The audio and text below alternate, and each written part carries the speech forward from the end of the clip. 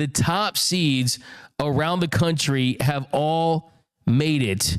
And it is the first time since 2008, the first time since it was Kansas, Memphis, UNC, and UCLA in San Antonio that we've had all 4 1 seeds in the Final Four. What we're going to do now is we are going to rank the teams as far as who's the best. And we're going to start with the Duke Blue Devils. Now, if you're a Duke hater, you got to be scared at this point that Duke is going to win another national title and that they have found another legit, iconic potential coach in Jon Scheyer. I mean, you could argue that Jon Scheyer is already solidified as himself as the guy, but now it's looking like, okay, this guy could be the modern version of Coach K. This could be a coach that is the best coach in college basketball.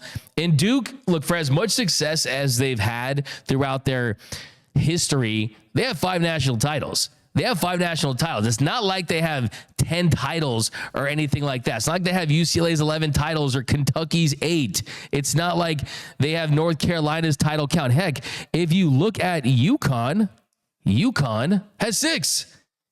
How many people out there, J-Rob, do you think even realize that UConn has more natties? And UConn's natties, bro, they 99. First one, 04, 11, 2014, 2020, 2024. Yes. I mean, the UConn is really, they entered that blue blood mix. And this is going to be big for Duke to get back on the national championship winning tip if they can win in the Final Four. But what did you make of Duke's win? And are they your number one? It kind of has to be, right? Number one contender going to the Final Four. I mean, I'm so split between them and Auburn as my number one team. I love what Duke is doing. I mean, they're clearly the most talented team of the Final Four. Cooper Flagg, Con Knuppel, Isaiah Evans off the bench. Tyrese Proctor is playing some phenomenal basketball for them right now. Listen, they got the best player in the tournament in Cooper Flagg. And honestly, D-Mac, Cooper Flagg might have the best freshman year I've seen since Carmelo Anthony Syracuse if they go out there and win this national championship. Yeah, Cooper Flagg has been outstanding, as you say. And the crazy thing about that, J-Rob, is the fact that Cooper Flagg should be getting ready for prom. Cooper Flagg should be in high school, and he's potentially leading a Duke Blue Devils team to a national championship. And you look at this Duke team, what they've accomplished. They've beaten a lot of really good teams. You beat Arizona. You come in and you get to a Final Four where it's not like it's been the hardest run there. And I think that's something they have going for them. And look, I just think that the story for Duke, win or lose, is about Jon Scheyer. As great as Cooper Flagg is, Cooper Flagg's going to go number one. Cooper Flagg's going to have a all-star NBA career, but Cooper Flagg's going to help you for 1 year, right? He's gone. Jon Scheyer is that man for Duke. And there was no guarantees that he was going to be that guy, a former Duke player. And you look at a program like UCLA that was in a difficult position to try to find the successor to John Wooden. And they went through multiple guys. You look at North Carolina trying to find the successor for Dean Smith. They went through a ton of guys before getting to Roy Williams.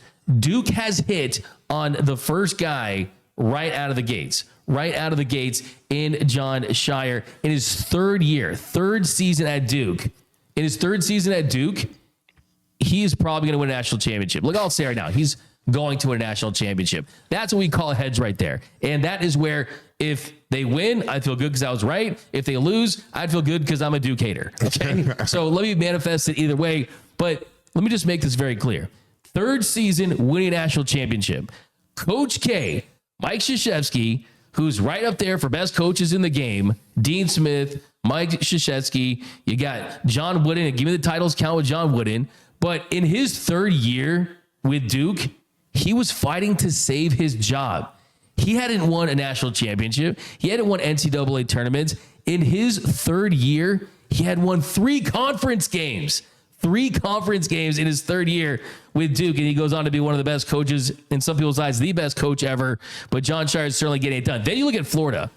Florida is the team. That's the okay, which matchup is going to feed families? It's Florida, it's Duke. Those are the 2 most talented teams. Walter Clayton Jr., the Iona transfer, he could enter that Florida lore. Guys like Joakim Noah, Al Horford, Bradley Beal, Mike Miller, those guys who have really brought that program to being a football school, to winning multiple national championships with Billy Donovan, to a program that could win a national championship in another era.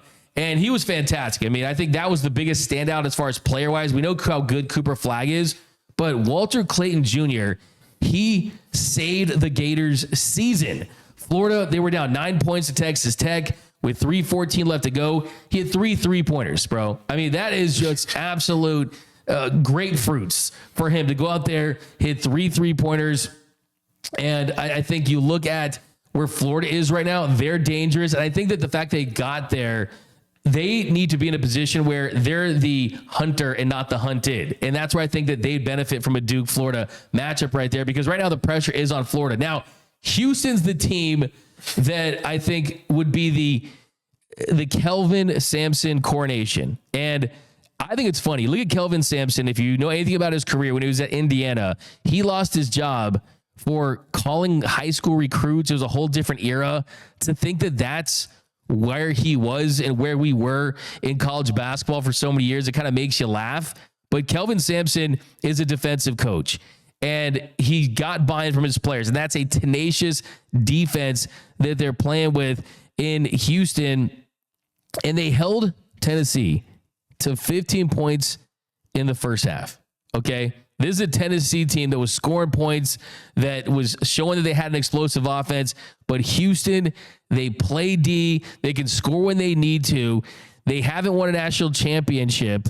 So that's kind of who I'm rooting for. And think about this. When Houston hired Kelvin Sampson in 2014, they had been to the NCAA tournament just once since 1992. And since they hired Kelvin Sampson, it's just been a great marriage, man. 3 Sweet 16s, an Elite 8, 2 Final Fours. So I think for him, for his legacy, John Shire could win his first national championship. Sampson, I think right behind him, though, would solidify that legacy.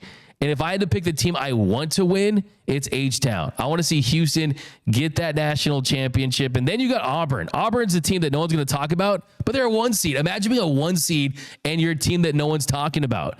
The Auburn style of play where they just value every single possession and they're just dominant when they're good. I mean, I like the way they just kind of snuck into this tournament as far as a 1 seed, but no one's talking about, but they're kind of a sleeper 1 seed. I think that kind of makes them dangerous. They had a nice lead over Michigan State. Michigan State made a run. They did not give it back. And I think for them, it's Broom making sure that he's healthy because he left the game in the second half. But yeah, I look at these 4 teams. I'm excited about this Final Four because I think Cinderella is the most overrated thing ever. The last thing I want to see would be Duke McNeese State and Duke's up 40 points in the second half. I think we're going to see competitive games. I think we're going to see the best talent on the court. I think at the end of the day, Duke wins their 6th national championship. Oh, just threw up in my mouth a little bit. Sorry, Duke puke. But I think that Duke, this is the most likable Duke team. I mean, I think Duke has had a lot of guys who it's like, you could kind of say who's the most punchable face on Duke. The way they play, it's kind of the most likable Duke team I've seen in a long time. I want Houston to win. I think Duke's going to win. J-Rom, where do you stand on that, though? I'm actually going to go with them Auburn Tigers to win it all. I think they have the perfect blend of, I really like that front court they have. I think Johnny Broom is great.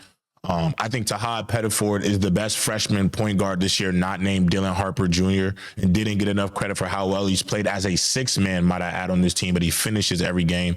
My biggest concern for Auburn is they started the last 3 games of the season, not great defensively, but in the tournament, they've really tightened themselves up defensively. And so I feel like what they already have talent-wise offensively, as long as they can match that on the defensive end of the floor, I put them in a great position to win because I think they're really balanced. They have the mix of youth, experience. You have your star player in Johnny Broom. So I really like the Auburn Tigers. And I'll be honest, I'm a big fan of Bruce Pearl. Yeah, Bruce Pearl's another guy, too, where this is someone whose legacy takes another leap if they find a way to win, just because he's been so good for so long. Yeah. Who would have ever thought that he would turn Auburn into this national power? But I like the way his teams play with the way they close halves. I mean, a 17-0 way to close out that first half. They've been a very consistent team. You know, Charles Barkley is going to be really interesting, talking about Auburn and, of course, the women in San Antonio, right, and things like that. So it's going to be interesting to hear from Chuck. But, yeah, it's going to be great for basketball. I think that you look at, they're the top 4 teams. They're also the top 4 teams in KenPom, so they're objectively the best teams in the sport this season. So I like it. The Final Four, I don't want the mids. Don't give me the Cinderella in the Final Four. Give me the best teams. I like the blockbuster movies, right, over the indie flicks, okay? Give me the mainstream rappers versus the underground guys, okay? There's some good guys, but when it comes down to it, let's be honest, you want the best on the biggest stage. That's what we're getting in the Final Four.